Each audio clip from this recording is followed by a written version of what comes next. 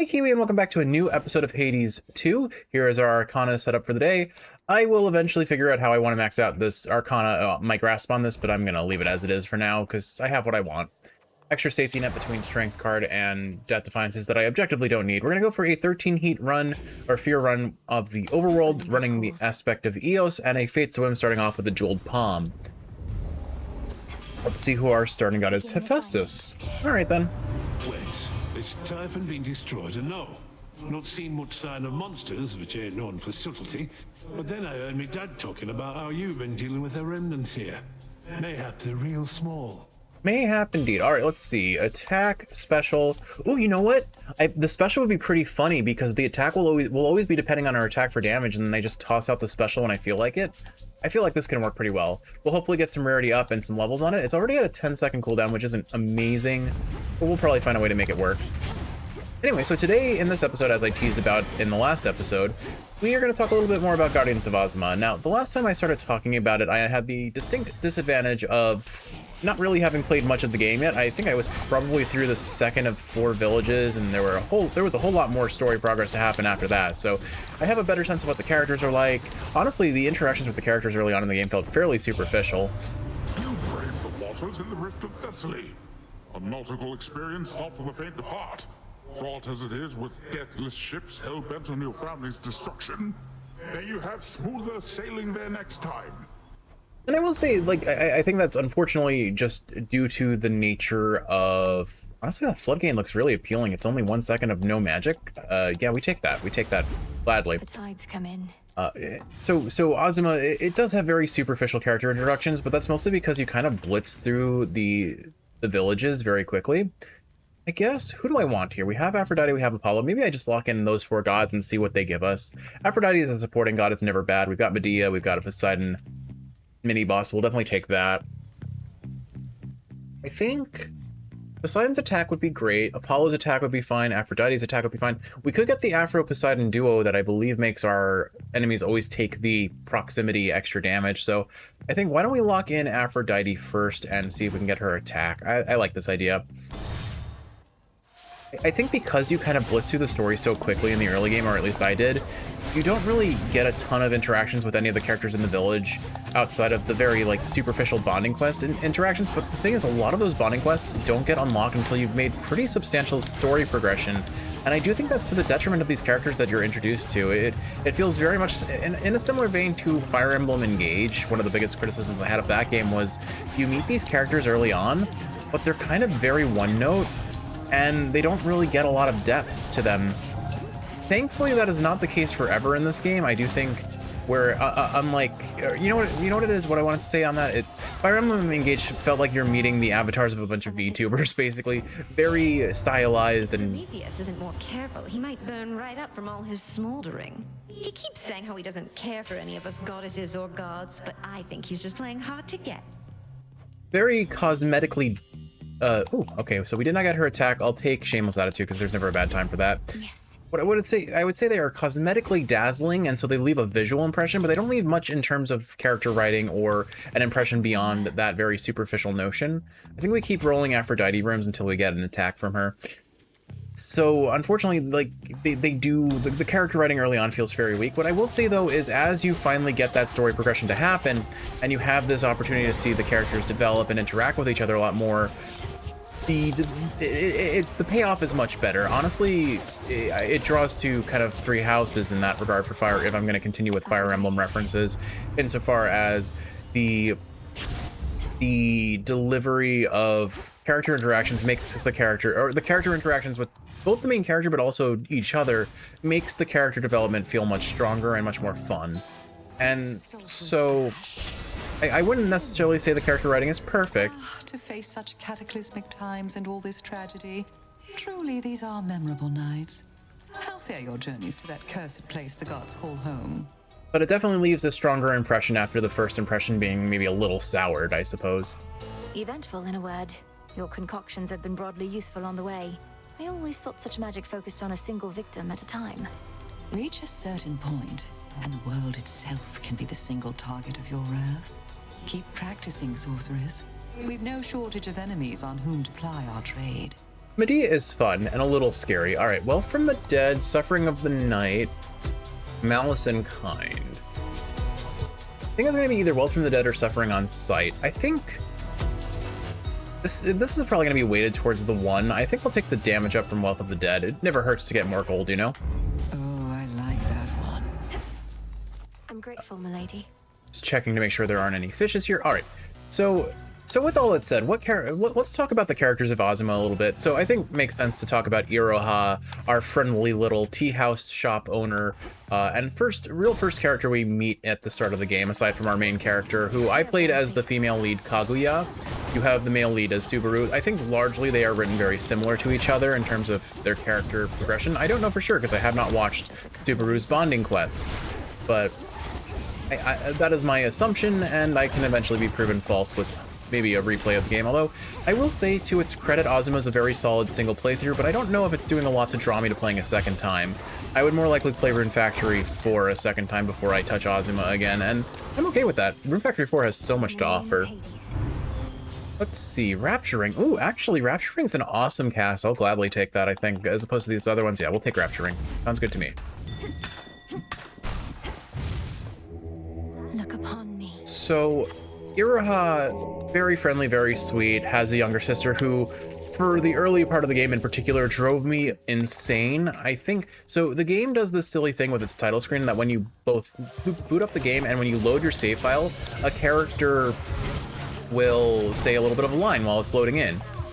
Her sister Suzu is a little child and gets into a lot of little child problems throughout the story of the game through the various character interactions, but she also just has a very high-pitched, child voice, and she comes off a tad annoying, but it was made so much worse for my experience because every time I loaded in the screen, she would play her voice line.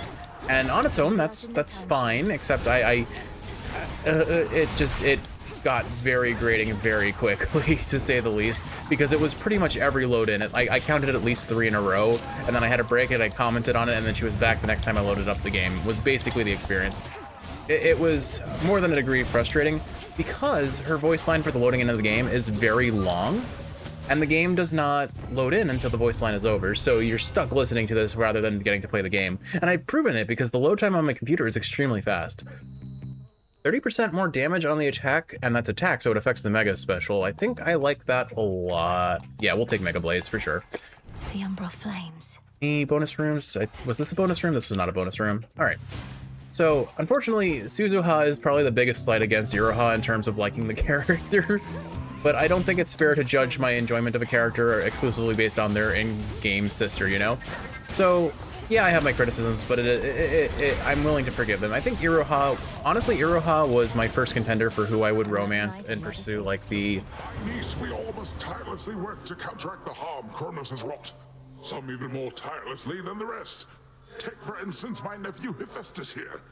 I told him he could have a word if he got back to hammering after. All right, we're getting a pretty early duo. That's exciting. See how generous our Lord Poseidon is? Everybody needs a decent Uncle Arse. Let me know should you ever find one.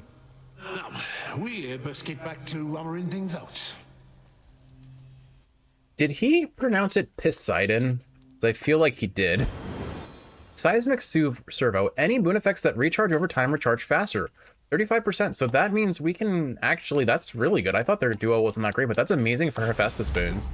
I guess if we're offered a trade, I will take Hephaestus's, any of Hephaestus's other boons. Are there any other boons that have recharge times? Probably.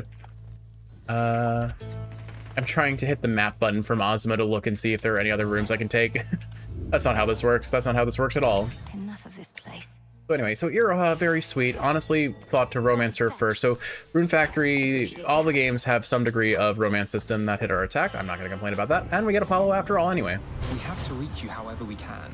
And Charon's been more than keen to oblige. Bit of an odd fellow, but then aren't we all? You all have your quirks, yes. Give us your dash, please. Blinding Rush, perfect. Although that 18% no damage buff on perfect image is pretty appealing. I think I'll take his dash. We're guaranteed our origination now. I shall, Lord Charon. All right, I'll let Cyclops have his word first. Meh. You're the one responsible for that spectral barrier at the city gates. It has the markings of Kronos all over it. And you seem to be the extra backup in case it fails. Oh, that thing, yeah. I knew it'd never hold. But they keep fixing it anyways. Almost like somebody out there don't want you here. I wonder who that could be. This one's for you. Aw, thanks, Cyclops friend. You know, I do know his name is Polyphemus. I'm just, for some reason, not calling him by his name. Oh right, I forgot. So, for context, Kiwi, this is our first run taking Golly, our friendly little neighborhood polecat, with us for a boss fight.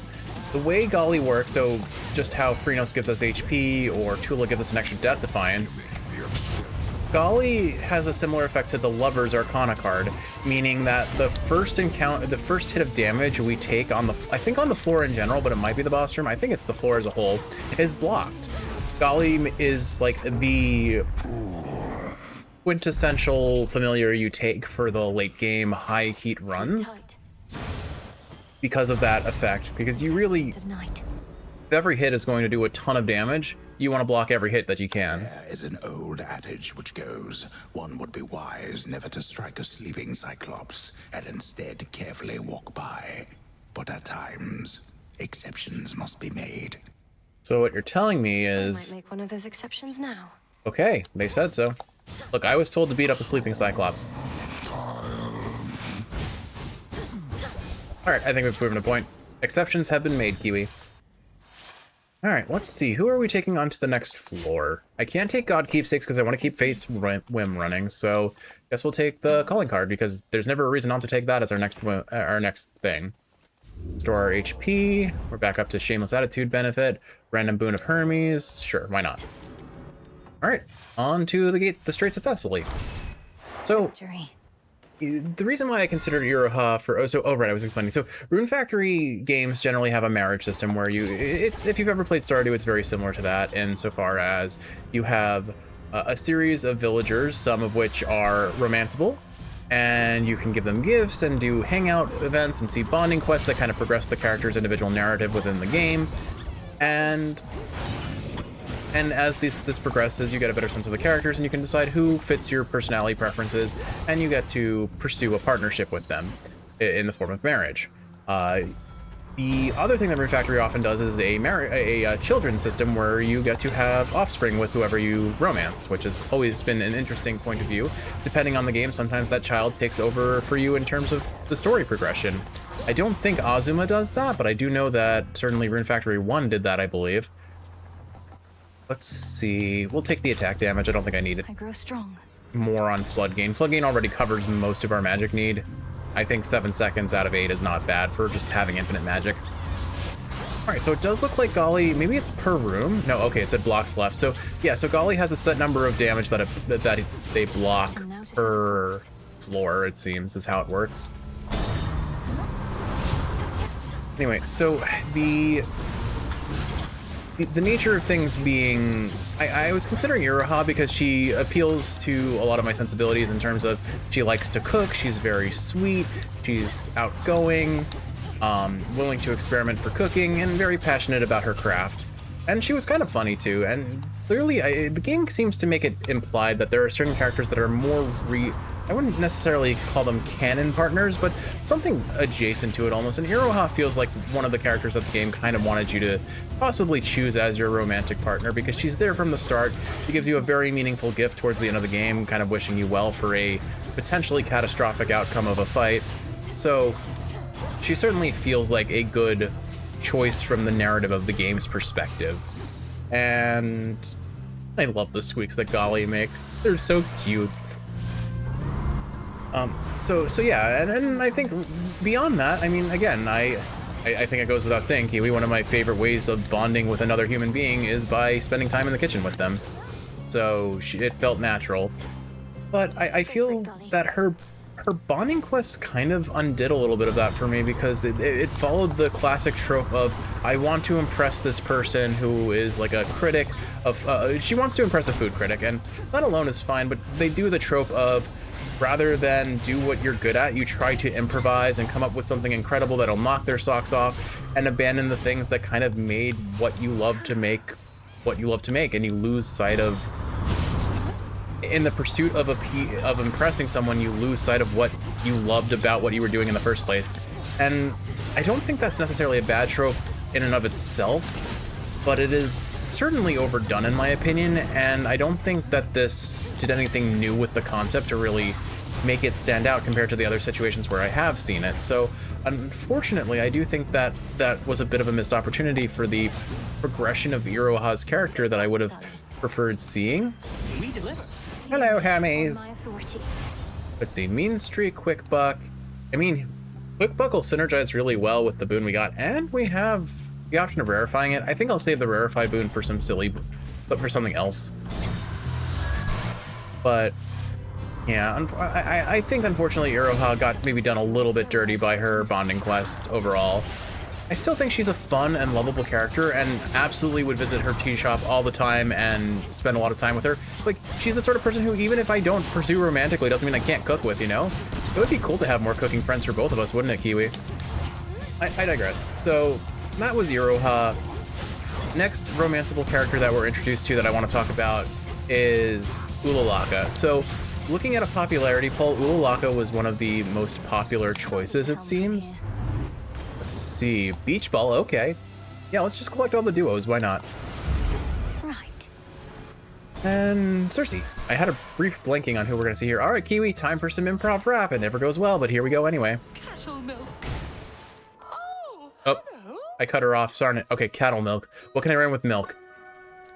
Visit Arachne and buy some silk. No, we're not gonna talk about Pilk. Oh gosh.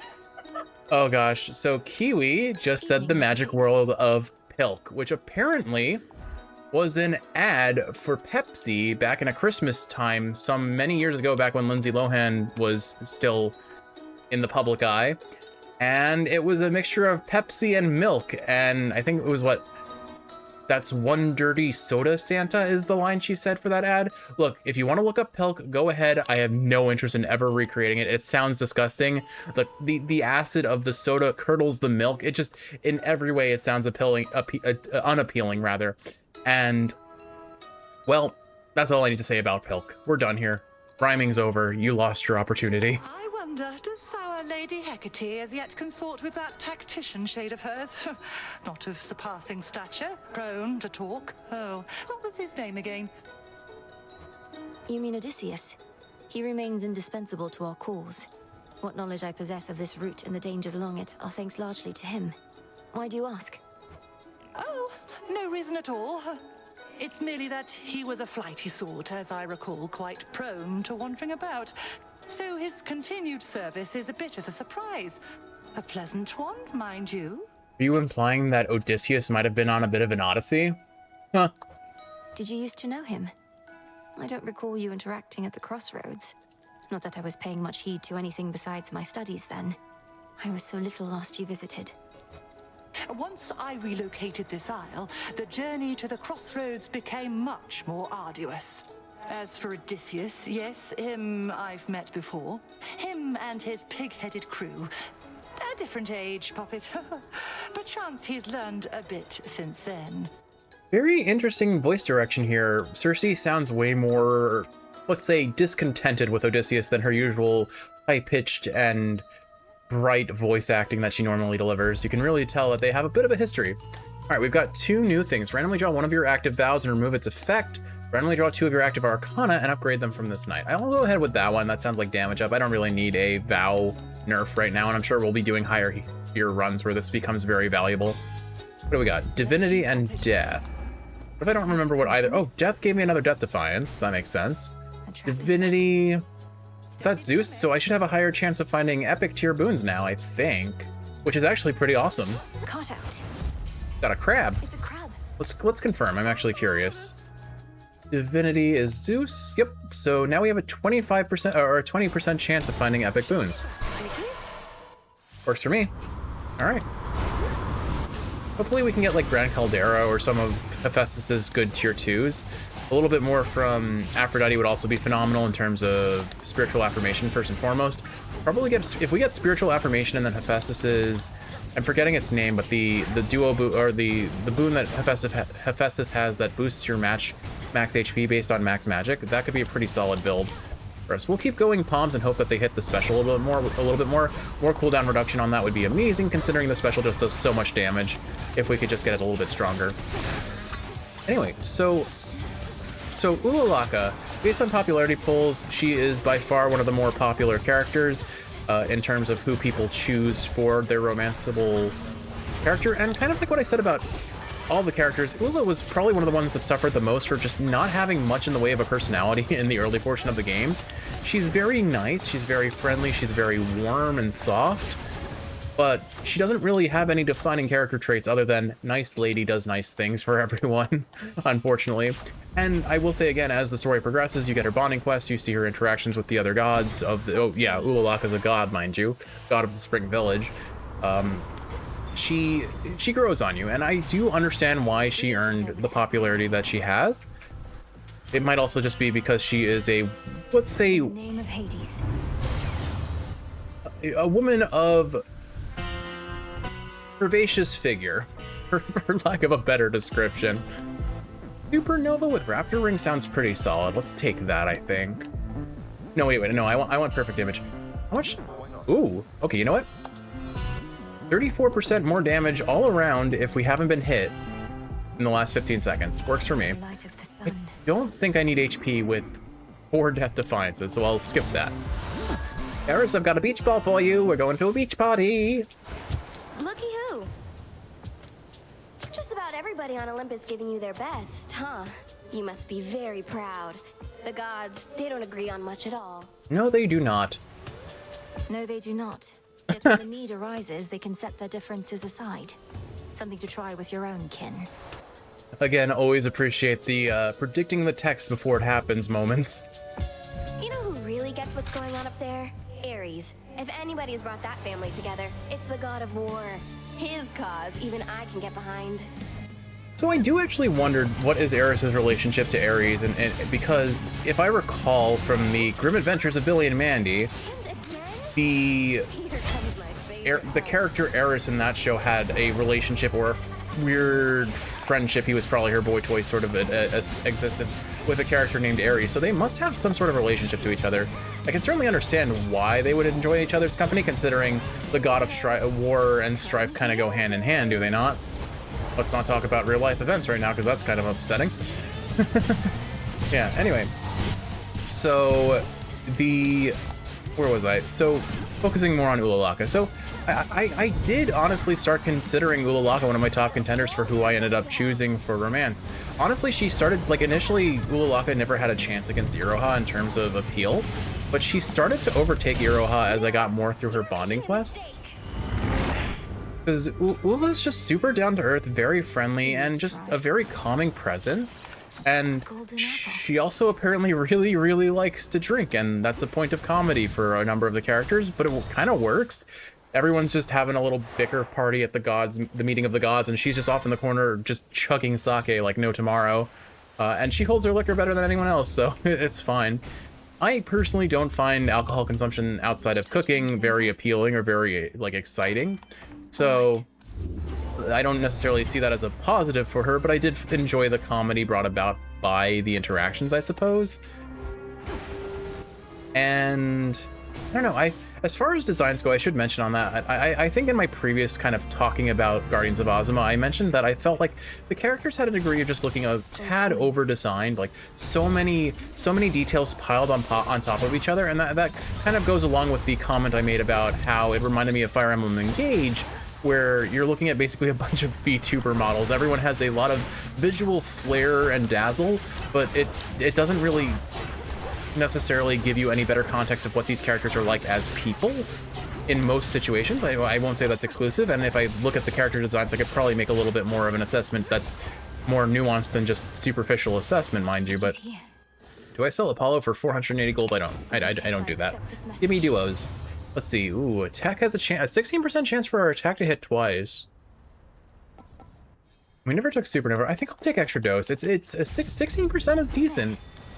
And another hammer sounds great here, so sure, why not?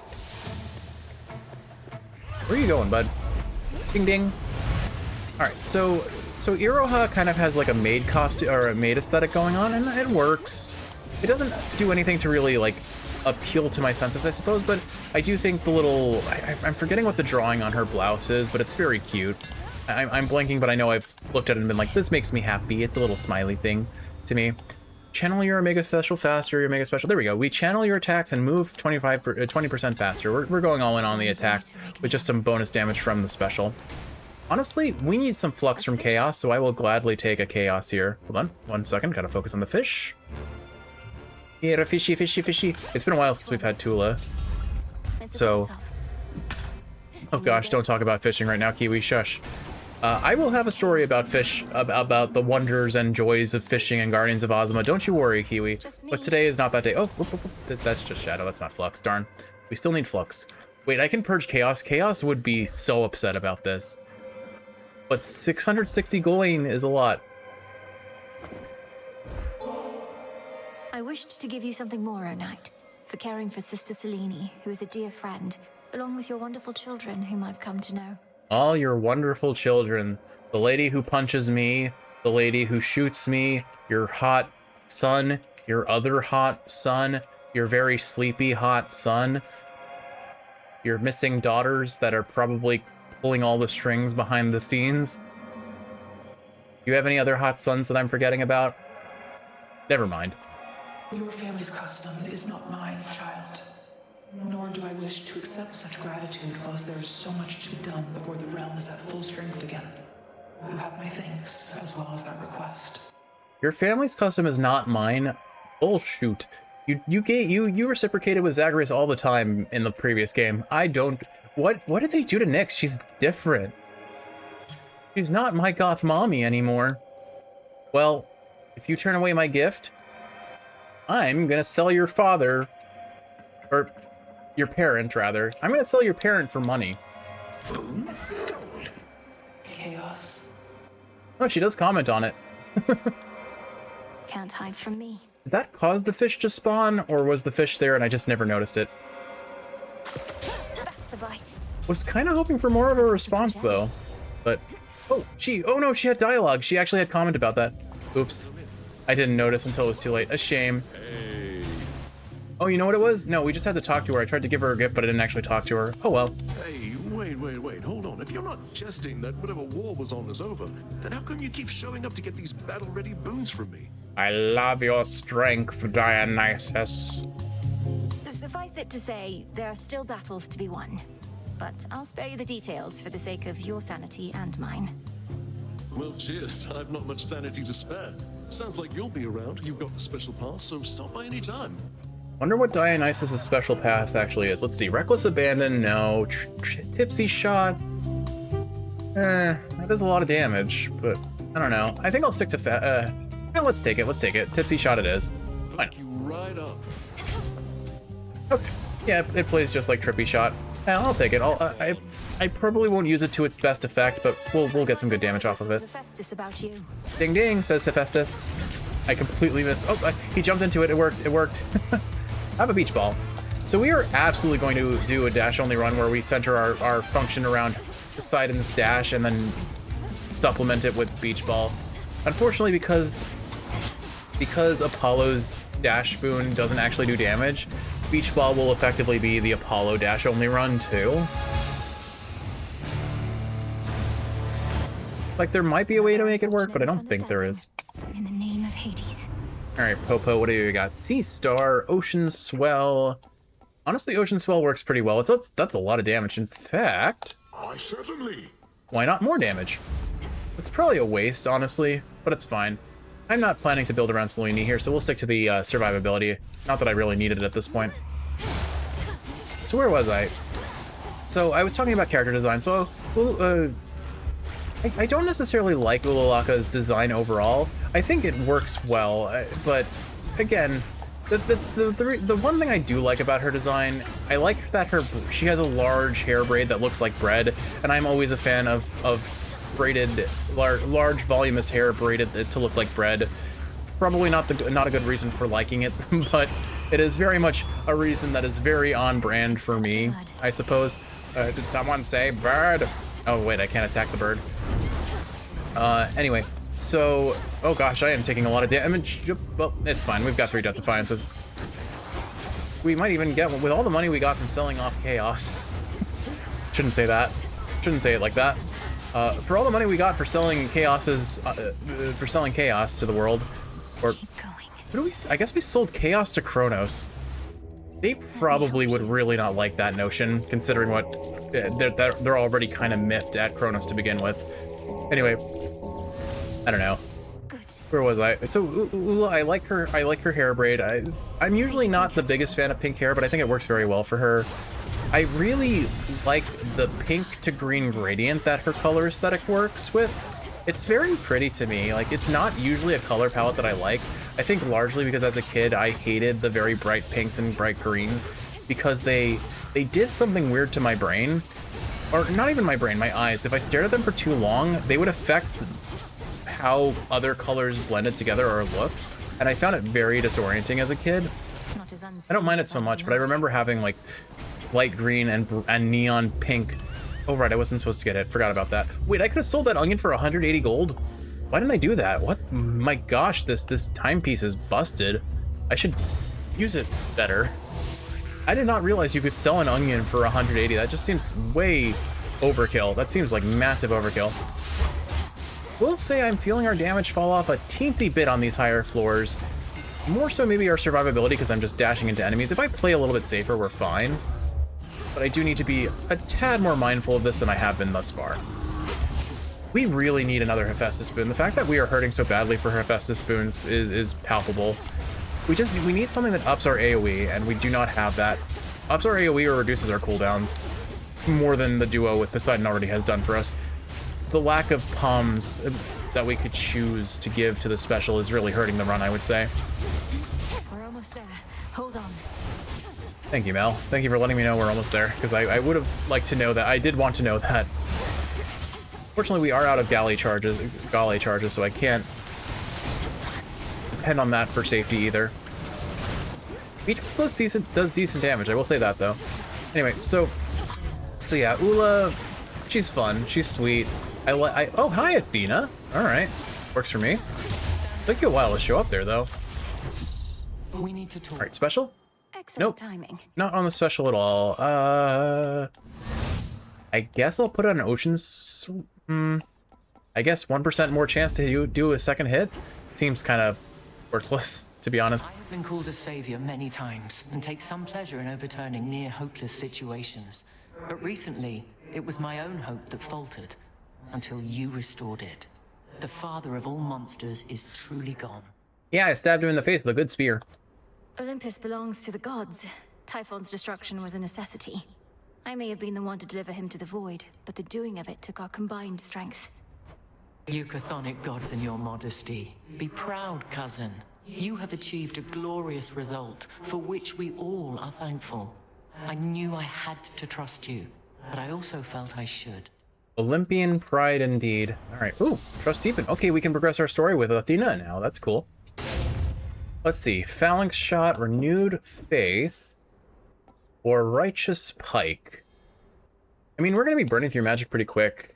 Not often that I'll be using these, but I mean, 20% more. Do I really need a Death Defiance refund? I don't feel like I do for this, but our damage is falling off. Well, I mean, if my damage is falling off, why not use a boon that does more damage for us? All right, let's verify that. We do 200 damage every time we burn 90 magic. Works for me. I concur. I'm glad you concur. Anyway, all right. 2 Hermes. Really could use a little bit more on the survival boons, though, I will say. Definitely hurting for a little bit of everything on this run. I mean, we've had some absolutely busted runs, so I'm not going to complain too much about having one that feels a little bit weaker by comparison. And it's only a matter of time. If last run was to go by any metric, I'm sure the peaks of Olympus will find something truly wild to get the rest of the run going. Would really like this guy to just pop out of the ground instead of continuing to chase me, but it was committed. It was committed, my goodness. Ding ding, there we go. Okay. Oh, well, that's unfortunate. Didn't lose my Death Defiance yet, but maybe I shouldn't have gotten so cocky around Athena. Where was I? So, I really oopsie. Oh, dearie dearie. Perhaps I should have taken this Death Defiance after all. I still think we're okay. I need to play a little bit more safe. Olympus, I accept this message. Oh good, timepiece ranked up. Let's see, tall order. I do not have enough boons for this. Nimble limbs probably is the way to go. I could probably make tall order work if I just got, I don't know, I feel like it's too risky. Let's take nimble limbs. Yes. It would have solved our damage problem. Oh, as much as I want to take this guaranteed Heffy room, we have so much money. We could get HP here, we could get a palm. I think there's more to be gained here overall. Mystery boon hits ocean swell, okay. HP and Apollo. All right, not amazing, but self-heal. Oh, okay, you know what? Self-healing is probably the best possible boon Apollo could have given us, because now we have a... We basically take 30% less damage. Assuming I don't get hit more than once. Suppose they are, agent of change. The Fates, I mean. They who set the Titans and the gods against each other to begin with long ago. I am really curious to find out where the Fates are hiding all this time. Wherever they are, pray they can't hear you speaking ill of them. Though why ask me? You're the one who knows everything, including whether they'll ever be located or not. That I do. I would spur you to consider the possibility and your place in their scheme, and I suppose, in mine. What is your scheme, pray tell? Alright, so we get the attack off real quick at the... Oop, hold on. It's gonna wait for Bird to go. There we go. We are doing 1,000 damage, 1,100 damage with our Omega, with our special now, our Hephaestus boon. 2, 1, 2. 2, 1, 2. Search up Omega special. Let's see, does this... Oh, you know what? It was because we had origination going. I just have to remember to keep origination going whenever I use my Hephaestus Ding Ding. But yeah, when the Hephaestus boon is off cooldown, we do have a very sizable damage up between Shameless Attitude and what is it called? The Apollo boon. We have 1, 2, 2, 3, 2. 1, 2, 2, 3, 2. Okay, good. I used my cast just in case I needed the iframes for it. Bird being here does do us a bit of a scary, but I think we're good. Again, self-healing will hopefully get some of that HP I just wasted back. It does actually come back very slowly, I'm now noticing, or I think it's coming back, sort of is. There we go. Okay, we're good. I foresaw your trickery, it still could not prevent it, no matter what I tried. Unclear if our Ding Ding does a ton of damage. Such wrath. Hold on to it. Our Ding Ding does a ton of damage. Unclear if our DPS is actually good or not. It feels pretty decent, I think. It may just be that I'm gonna struggle against trash mob rooms. Unfortunately, if combat ends, it appears that I do not get the self-healing. Nervous Wreck, okay. Healthy Rebound honestly would be pretty great here, but Nervous Wreck is such a fun boon. Whenever you inflict weak, also randomly inflict curses from other Olympians, 3 bonus curses. Love and beauty can be so overwhelming as to strike each of the senses numb. Let's take it. That's a feeling there. All right, so, yes, what do I want to say? Get that, Golly. Like I was saying, Ula definitely became more appealing, for lack of a better word, as the game went on as a partner, just because she's fun. She's really fun. Clean Coil. I think that affects special. I'm not sure. Let's see. Where is Clean Coil? Yeah, channel your Omega special faster. I mean, we are using it often enough. It's just not really the core of our... Pardon me, the core of our damage. Buy a Death Defiance, sure. Mystery Boon. I don't need max magic. Poseidon has made it so we basically never run out of magic. And there I go. Bye, Sandpappy. So, yeah, so Iroha and Ula are lovely individuals, and I really like their character development. I really like Ula's character development as she grows. Iroha is just a really good kind of like childhood, for lack of a better word, I'm gonna call her the childhood friend kind of character. This game does actually have a childhood friend proper. I do not like him or her, depending on the story, I suppose, nearly as much. I wouldn't actually know if their writing is similar or different. Basically, the main player character, you can choose either male or female, and whoever you don't choose actually becomes one of the principal antagonists of the game until a certain point where you free them of their, for lack of a better word, curse, and can save them and have them kind of reclaim some normalcy in their life, I suppose, for lack of a better description. I do not know if they are written in the same way or differently I've only seen the male characters bonding quests because I'm playing as the female one. So, I mean, it makes sense, but it does make me wonder, what their relationship is like if you play from the other gender's perspective. Not enough for me to necessarily play the game again to find out, but certainly enough to maybe watch a YouTube video exploring that down the road. Either way, I think... Alright, you know what? We have good DPS. These guys got melted. We have good DPS. We don't even have Strength card active, which would up our damage by like a good 35% maybe? Hear me, on my authority. Alright, Afro, what are you giving? Love Handles or Island Getaway. Your blast effects from Hephaestus also create a 160 damaging Heartthrob. Island Getaway, you take less damage from nearby foes. Boons of Aphrodite treat all foes as nearby. We need the damage, but Love Handles is a prophecy, so unfortunately I'm going to take that. I would love to take Island Getaway here because that would up our attacks damage so much. But maybe we don't really need that. Or we get it here anyway. Haha, we get it here anyway. Or weak effects are... Nah, I don't need more damage reduction. Island Getaway it is. Now my attack will do its full damage no matter how far away from the enemies I am. Which means it's going to be hitting like a truck. A big, big truck. A big, big truck. I don't know what this song is about, and I'm going to stop singing now. Oh gosh, Kiwi, I am just a different person on caffeine, I swear. I'm not usually this sing-songy, or... Kiwi, am I this sing-songy? I guess... Yeah, she says maybe. Maybe a little bit. Having come this far on such a night. Alright. So, what else is there? I'm trying to think. Well, the point being, those are two characters that I certainly like them. I think they're very good friends to the main character. I don't think they're my first choice as romance partners. Honestly, the characters that I think are the best romance partners for the main character are the chaotic sort.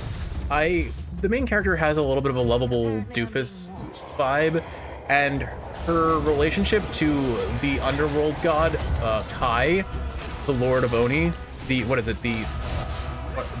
rebellious herald of the Oni, I think is how they titled him, or something of that nature, is really funny. And honestly, if I were picking based on character chemistry alone, I probably would have chosen Kai. And honestly, when I was deciding who I'm gonna pick, Kai was second choice. I ended up shying away from him a little bit because he is also a bit of an alcoholic, but he does get drunk. He also has a huge tab. Should have stayed shut. I fear that Kai has commitment issues to a degree. I think he's a really good person overall. He's just very boisterous and funny, and the Meathead Squad is always my favorite group of people in the game to play with. Let's see, Secret Crush. No, I'm gonna take Spiritual Affirmation. Oh, wait. Weak afflicted foes take more damage by 28%. I could take that survivability. I don't think I need it, so we're gonna just do more and more and more damage. We have so many bonus damage modifiers. It's kind of wild. Wow, we're already on the final boss. This is a fast run. The torches are just incredibly strong. Oh, hey, Death Defiance. Oh, hey, Death Defiance. Yeah, I did not need to take Spiritual Affirmation here at all. Hi, Hermes. All right, let's see. We get... Oh, hey, Spiritual Affirmation. Do I take it now? Or do I take Heartbreaker? I mean, I'm already spawning Heartthrobs. Spawning more Heartthrobs does sound kind of good. And again, I don't think I need the survivability of Spiritual Affirmation. So, sure, Heartbreaker it is. And then a Palm. Hey, we finally got it to hit the special. It is at 5.9 seconds, and I think this is... I don't know, the weird decimals make me think it's accounting for the boon from Poseidon. So that's awesome. Our specials are going to be popping even faster now. I think I'll just take the calling card now. I don't need the armor. I don't need the magic. All right, here we go. Bring it on, Typhon. Now. It's funny, I'm going through these videos talking about a list of characters, and I get through like two or three characters at best, because there's just so much to ramble about and be distracted by at the same time. Let's see what our DPS looks like. How fast are we gonna phase him? Not the most insane DPS, I will say, but pretty solid. That's first phase done. Get back over here. You're definitely not in the same place you just were. I don't know what she means. Where do you think you're going? He's right there. Oh well. we got a coin drop from the Medea curse. That's funny. I'm starting to get the timing. Wow, we have so much attack speed. Look at just our attack damage number going up. And there we go, second phase. Come, remnant of monstrosity, I see you there. So the question here, is this real-time Zeus or is this past Zeus from the alternate realities where Typhon is still alive? I'm not sure, but wow, okay, you know what? Very solid build all around.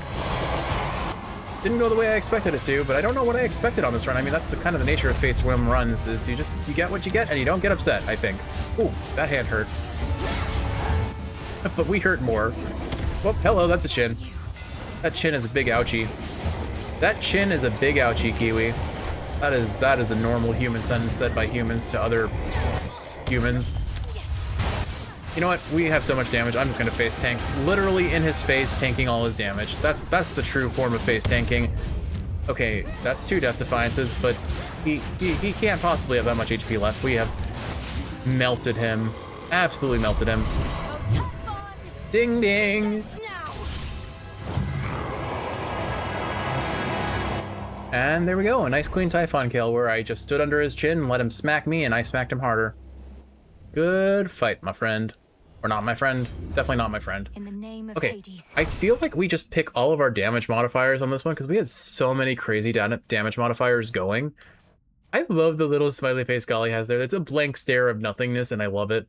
Let's see. Okay, so what damage modifiers do we have? So we have the 150% damage on close-up attacks. We had 20% on the attack. And then... Oh! You know what? It's a good thing I died so much because last gasp, if I had realized I had last gasp, I probably would have taken Athena's damage up because that actually would have worked really well. Or not, her Death Defiance for fun.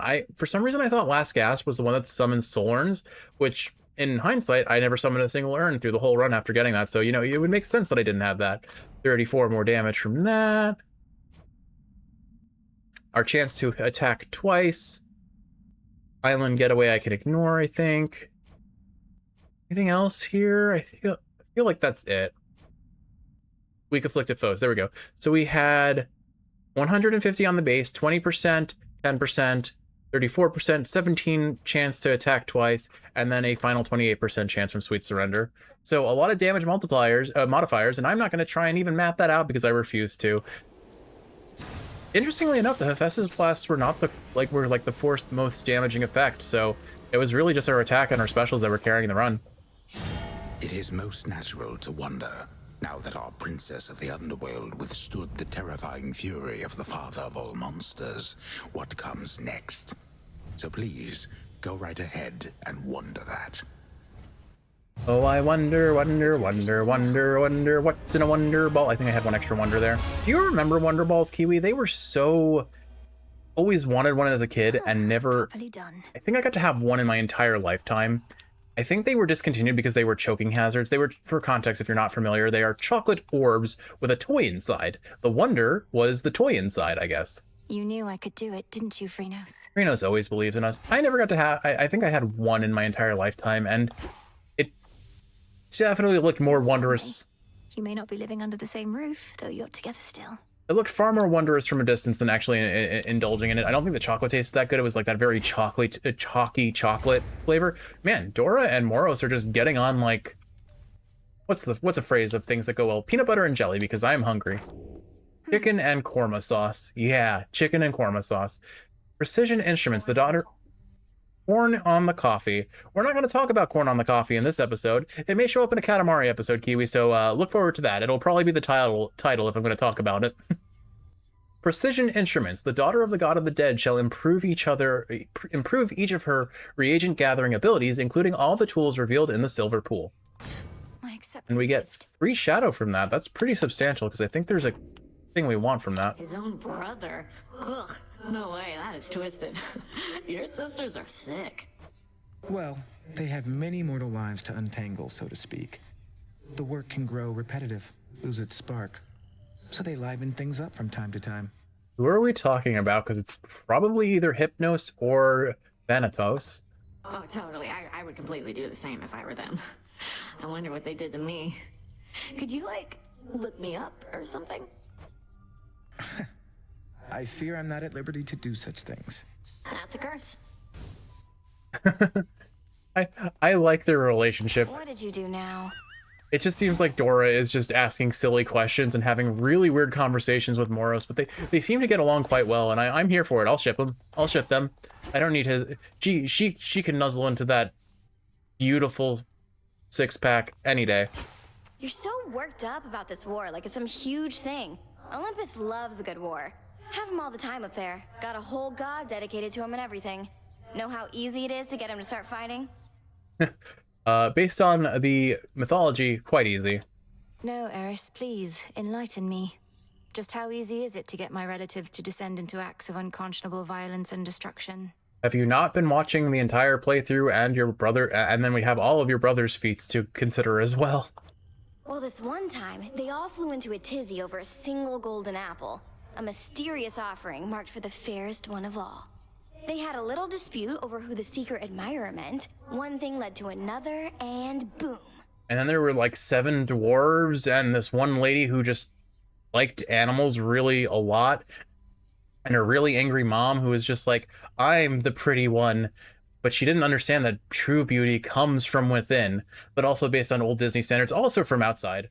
Certainly beauty on the exterior is far more important, but the message is supposed to be beauty comes from inside.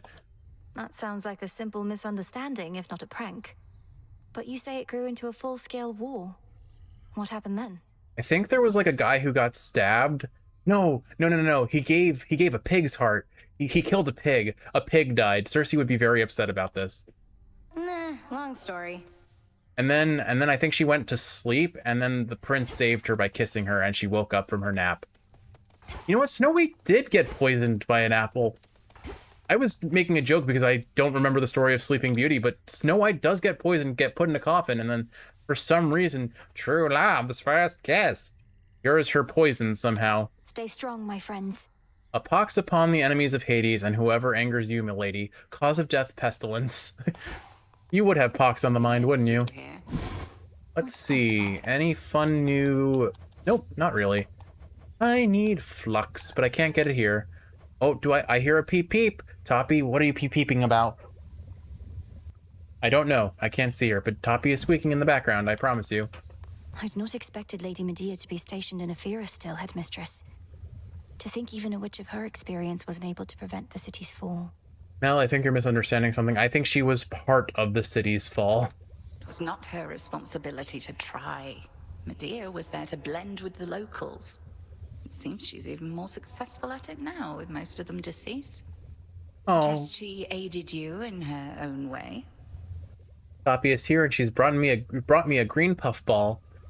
Now nuzzling my leg. Okay, she's gone. Bye. Thank you, Toppy. That she did, yes. She's now peeping from behind me. Oh, she's trying to get up on the chair. Sorry, Toppy. The episode's almost over, and then you can have dinner with me. Nemesis on break. Nope, don't rip the chair.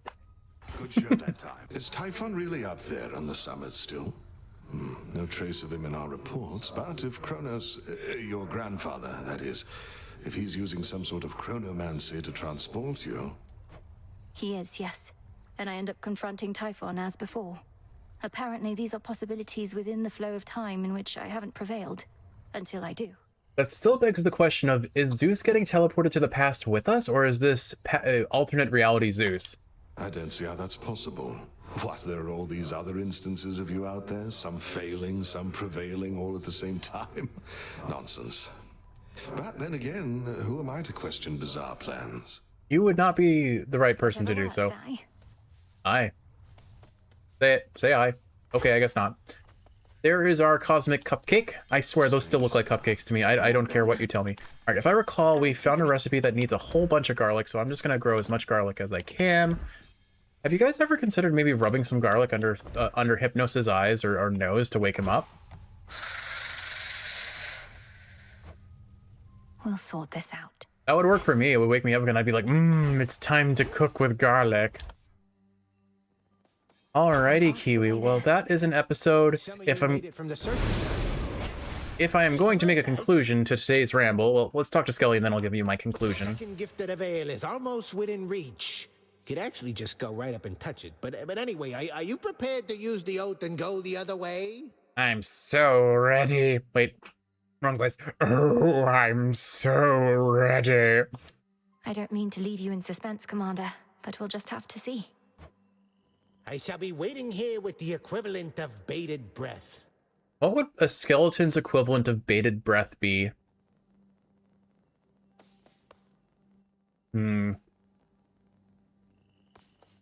Well, far be it for me to come up with a pun on the spot. Please make yourself at home. But I'm sure there's something. I'll come up with it in the next episode, maybe. I'm sure Kiwi and I are going to discuss this over dinner, and then I will brace our ears with a terrible joke in the next episode. Maybe. We'll see. I might forget. I will probably forget. Anyway, in summary, if I'm going to give our two bachelorettes a rating of 1 to 10, I'd say Uro has a solid 7. Friendly, kind, good friend. Would love to be like a friend with her and cook all the time, but not as a romantic partner. And that's how I'm judging them on this scale of 1 to 10, as a romantic partner and as a character within the game, I suppose. Ula, I would give a 9. I think starting off, she's very weak, but she really grows on you. She's fun, she's friendly, she's warm, she's kind-hearted, and she has a bird. Oh, you know what? No, wait, I forgot to mention. Ula has the same nickname sense as I do, and that is the real reason why I should choose her if I'm normally if I'm choosing based on anything. She nicknames things really badly, and that is entirely my aesthetic, and it's really funny. But with all that said, Kiwi, I hope you've enjoyed watching, and if you're awake, I hope this is helping you fall asleep. We've got an axe run next, and I don't know which axe I'm going to take, so I'll figure that out off camera. With all that said, I hope you've enjoyed watching, and if you're awake, I hope this is helping you fall asleep. If you are sleeping, I hope you're sleeping well. I look forward to making a pun with you, and I will see you in the next one. Rest well, my dear.